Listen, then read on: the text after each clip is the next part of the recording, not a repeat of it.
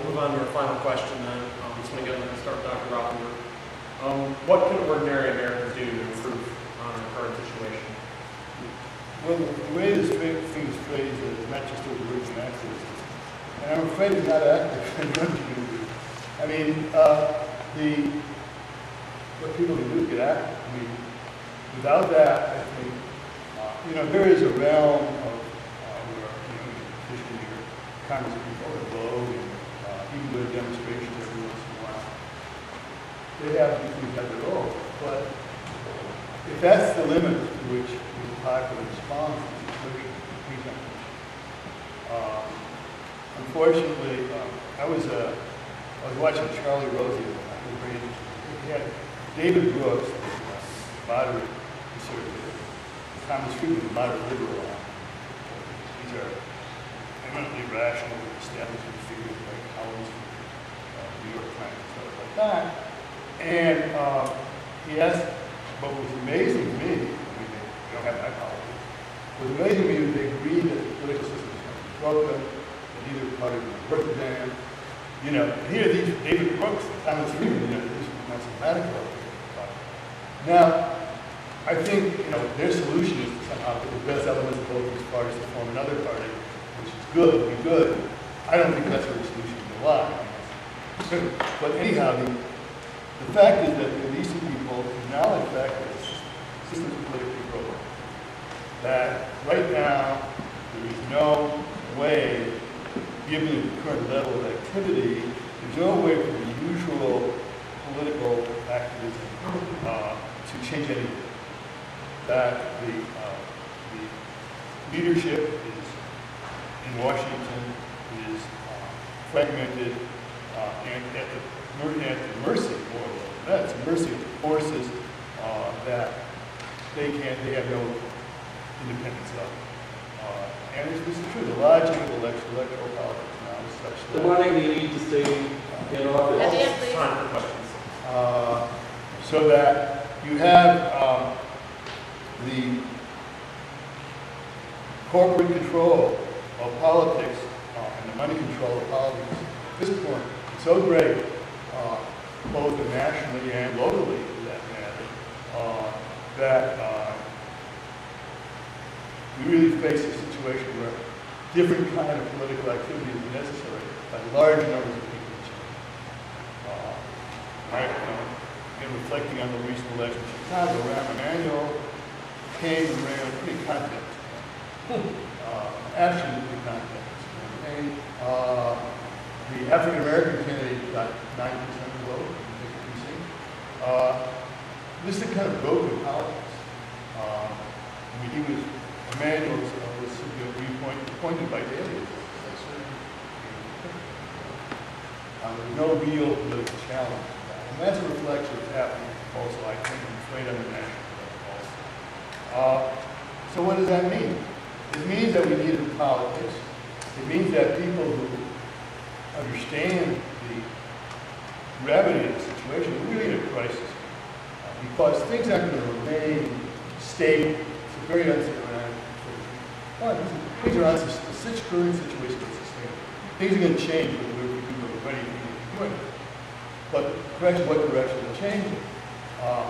We could be looking at a future from an economic point of view like Mexico, where 70% of people are poor and live on the edge.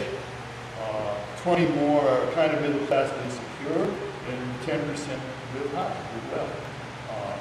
That can be the future, that's likely to be the future, nothing untoward happens. The sense of there's no mass upsurge of some sort. That's the direction we're going in. And all the question of war and peace is very much embedded in that, because the ruling consensus is that the empire must be maintained. The Republicans and Democrats have different views on how to maintain it, but they're determined that both of them are determined to maintain it. And this involves increasing military experience, because that the way to maintain it is military force. And this is inevitable. The talk of cutting the defense budget is pretty much out of it. I mean, there'll be some token cutbacks, but if things go the way they're unfolding, 5 years from now, We spend more on the military than we're spending.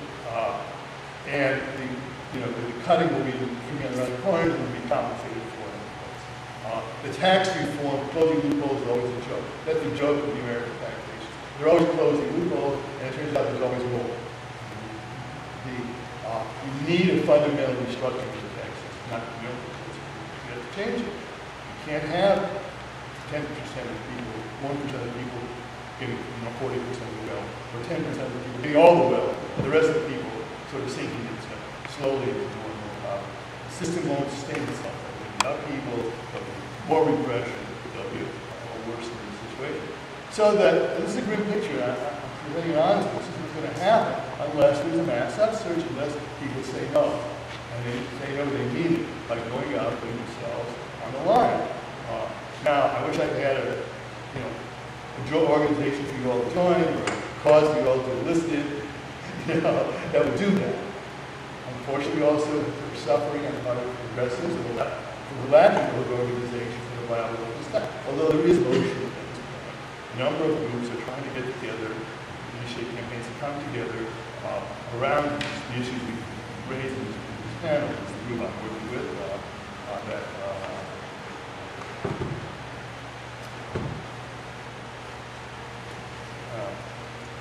other people in this room.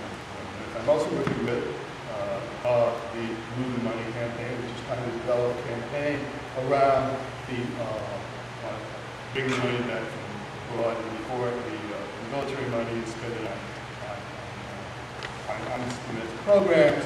There's other campaigns. Move has a campaign. The SCIU has a campaign. There's local organizations like STOP, which is making fights around matters here. Something about making fights around the healthcare system and stuff like that. So there's things happening, but they're still pretty fragmented. They have to be brought together and form a national support. And if you want to do something, you've got to find some of those groups and get into it. And you're going to help build from the present fragmented state of our politics into a mass force. There's no formula for doing that. But if you don't do that, then you're going to be sitting on the sidelines waiting for someone else. And maybe that's the best you can do. Educate yourself on the issues and wait for something to come along that you can think is going to change things, and you can join at that point. But that's about all I can propose in terms of general Dr. King. Hand is on the button, but that button can be held back for a while, and while it's being held back, my first, we need to have a mass march on Washington, D.C. that will be in the spirit of the original 1963 plan as put forward by the Student Nonviolent Coordinating Committee, and it was watered down by Walter Luther, Martin Luther King, and Roy Wilson. Now, what did they plan to do? They plan to go to Washington, D.C. and not just have a march. They're going to have sit-ins at the Congress, sit-ins at the House of Representatives. They're going to block railroads, planes, streets. They were prepared to have 2, 5, 6, 12, 20,000 people arrested. I was a part of the May Day March in '71 where we tried to do that to stop the war. And I'd like to propose that whoever's got all these various organizations, that be in 2012, August, the same date of the old march, have that type of possible march. At least think about it and pray over it. The second thing we should do is join existing progressive institutions that have existed for all these 2,000 years, have done some pretty good things. There was some bad things, but they still do some good things. And that's to join progressive churches and make them into social work centers. Centers which during the coming rage of storm will give medical care, because we will have a lot of unemployed nurses and doctors on hand. Food distribution, because we'll have a lot of unemployed former grocery store clerks on hand. Legal help, because we'll probably have a lot of unemployed professional legal people. In a word, the churches should become centers, progressive churches should become centers of a new resistance movement, not only resisting in the sense of marching and so forth, but actually compensating for the decline in public services as best we can. So I invite you to join the First Unitarian Church, or if you want to join the church, at least join our Social Justice Council, which is open to community people. Last but not least, those of you who are just coming out of college for the first time and will find yourself running around looking for jobs, you should form unemployment councils. Nobody should be trying to look for a job by themselves. Forget the email and sending out 1,000 resumes. You will need these councils to look at and evaluate potential job places where you can go. We have to leave the United States to find them. My vision is for an anti-imperialist, anti-capitalist, pro-working class form of religion. I call it revolutionary, egalitarian monotheism. These are the biggest forces out here. The Catholic Christian traditions, the Jewish monotheistic tradition, and yes, even Islam, have in them deep social justice theories, visions, prophets who have spoken for thousands of years about the need for some kind of egalitarianism. And because I am a Marxist-Leninist Christian, I would say let's bring back Marxism-Leninism, but devoid of the negativity of being a purely atheistic and materialistic reality, but one that will embrace some kind of new spiritualism that will once more bring us back to what they were fighting for, a society without classes. But the main thing we can do is to change our consciousness about the nature of the society in which we live. So long as we see this as a democracy, we are blinded. This is not a democracy. This is a democratic republic. The word democracy appears in no official document of the Constitution of the United States of America. That's the biggest bull loading that has been put on our minds, that there's some kind of majority rule. Then back in the South, back when I was growing up in segregated South Carolina, we knew there was no such thing as democracy. When I was going to school in Atlanta, Georgia in '56, damn some theory there was a democracy in Georgia. Never have had a democracy. This is a democratic republic, and you might as well call it a dictatorship of the bourgeoisie for all practical purposes. But they do respond to pressure. But they won't respond to pressure if you feel like, oh, if I disturb the peace, I might lose something. Do you know that they have projected, and I'm being extreme, I believe that those who are demographically looking at the situation you described have decided it would be good if 1/3 of the U.S. population either died, went to jail in some kind of enslavement system, or became immiserated. What that means? So poor you'd be lining up, and we have special places in Chicago, all the way over there, maybe with strings of barbed wire around them and let you die like animals in a cage. Now, I believe, nevertheless, that we have the possibility of transformation through multiracial unity. We got to smash this idea of racial segregation. I don't care who's putting it up. I don't care how they make it look nice. Racial segregation, keeping us separated by the basis of the false idea of race, must give way to multiracial unity. Secondly, certainly we got all these cultures. I'm looking at Norwegian situation where multiculturalism created a kind of unfortunate distortion in this young man's life and has made him to a butcher. But we can't synergize all the possible new people that are coming into our country and make them a part of this struggle like we're hoping to do down in Phoenix, Arizona in 2012. But most of all, this is not a national problem. This is an international problem. It's an international interconnection. What happens in Greece and Spain and Guinea and Samoa will affect our economic possibility. Therefore, we must have an image of international solidarity and say, damn this American first crap. I keep hearing over WCPT, buy America, American jobs this, American jobs that. Wait, what's a Toyota company? What's Toyota Kentucky? Is that American or what? Ford's filled with Japanese motors, is that an American thing? International solidarity. Open up our minds to the possibility we are not alone. There can be a worldwide spring, not just an Arab spring. I think I have a lot more hope than the other two speakers. And in terms of looking at activism, we only have a small group of people that are active because we look at the word activism and we think, well, I have to chain myself to a building in order to make something happen, or I have to, sleep out on the street, or I have to do all these things that we connect to activism. And people say, well, I want to change something, but I don't want to do that. So, in terms of what he said, that the system isn't quite a democracy.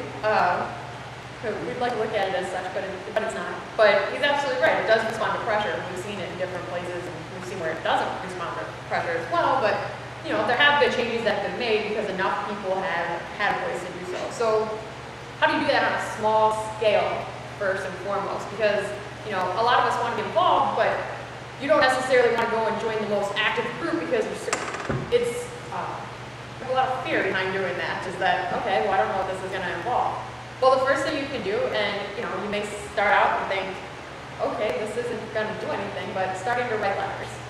And the more letters you write, the more that things do. But the more people that you can get involved in writing letters, the better. So say you decide to have a few people over at your house, and I've done this. I've hijacked people at my house. It's really bad. Don't ever come over.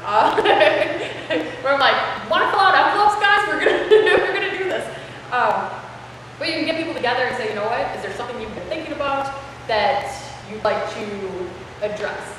One of the things working within the system with this budget problem is that we are the only country in the world that does not have a finance minister or someone that's in charge of making our budget. We get a few senators or representatives together, we put them in a closed room, and I have no proof on this, but my theory, in my head, they're fighting over who's going to be those people. Like, I'm not doing it. No.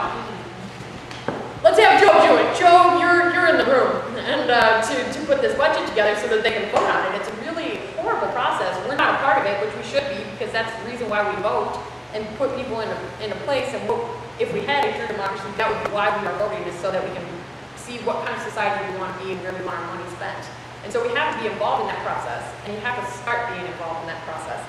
And that will help to do things. But a little change is, how about we fight for a department that does that puts together the budget so that somebody else can vote on it afterward, you know, so that Congress can pass it. But someone who actually knows about budgeting, you know, we get a bunch of policymakers in to do our budget. That's like going to your lawyer and saying, will you do my accounting for my business?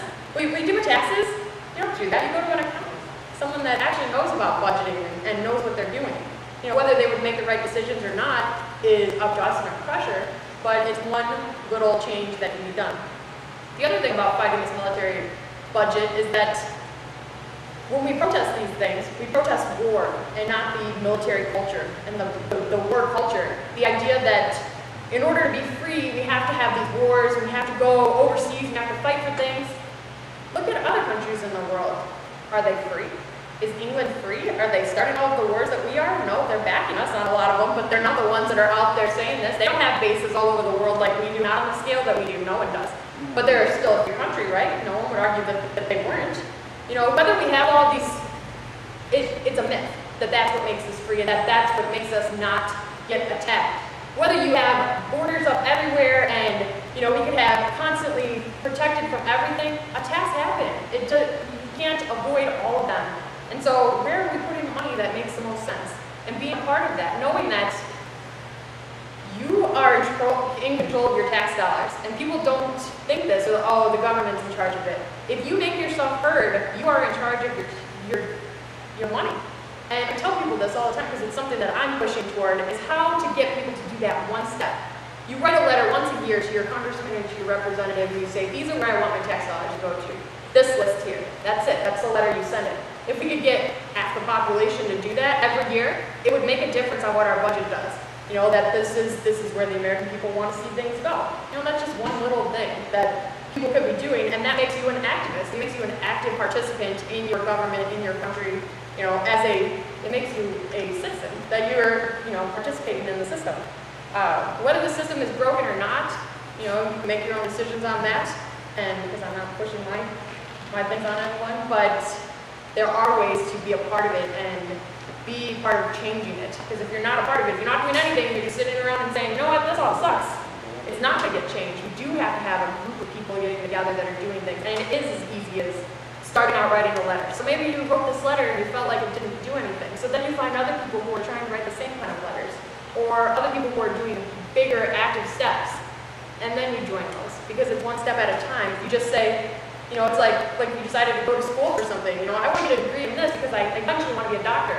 We don't skip all the steps to be a doctor, right? You go to school, you figure out whether being a doctor is good for you, you research it, you see all of these things, and then eventually, after you've talked to a lot of people and done all these things, you finally, you know, work on the degree, get the degree, and do that. It's the same thing with being involved with things. You can't just skip all the steps and say, you know what, I'm going to go out there. I mean, you can, but it makes it harder with the fear and all the unknown process, you know, to say, I mean, I'm all for marches and things like that, but it's hard to get people involved with that because, for one thing, people are like, well, how far are we walking?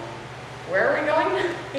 So knowing that stuff and being a part of planning those processes because you've been involved with it makes it a little bit easier. Oh yeah, we're only walking 2 miles, we can do this. And it's for a good cause, and we've got part of that. So that's kind of my idea on how you get involved with things is start out with tiny steps. Work your way up to the bigger steps. The more of us that are doing the tiny steps, the more of us can get to the bigger steps, and then we can actually see some changes happen. Okay. We have also